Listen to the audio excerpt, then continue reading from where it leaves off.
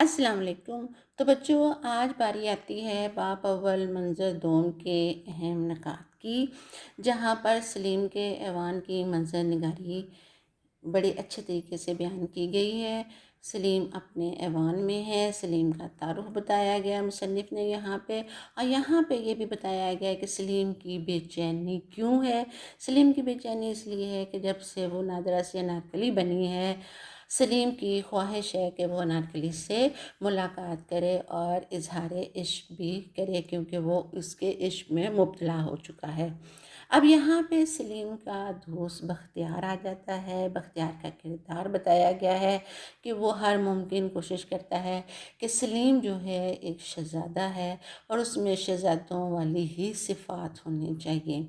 यहाँ पर बख्तियार हमें दोस्त कम और ना से ज़्यादा नज़र आता है, मतलब कि वो सलीम को ज़्यादा नसीहतें करता है, लेकिन सलीम क्योंकि एक ज़िद्दी लाउबाली नौजवान है और वो गम इश्क में इस कदर मुब्तला है कि ये गम का जो रोग है वो उसको लग गया और वो बीमार हो गया।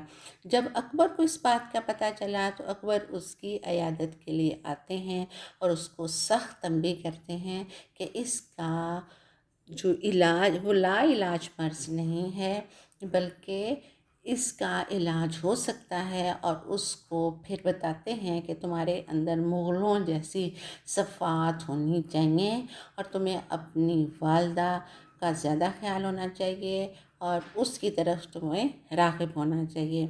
यहाँ पर सलीम और बख्तियार की तकरार होती है और सलीम चाहता है कि किसी तरह भी वो अनारकली से मुलाकात करे, और अकबर को ये पसंद नहीं आ रहा था कि सलीम क्यों इस कदर सुस्तुल मिजाज हो चुका है और उसमें शहज़ादों वाली क्यों नहीं बात आ रही, क्योंकि वो चाहता था कि आइंदा का जो वली अहद है, जो हुक्मरान है, वो सलीम की शक्ल में उसको देखना चाह रहा था।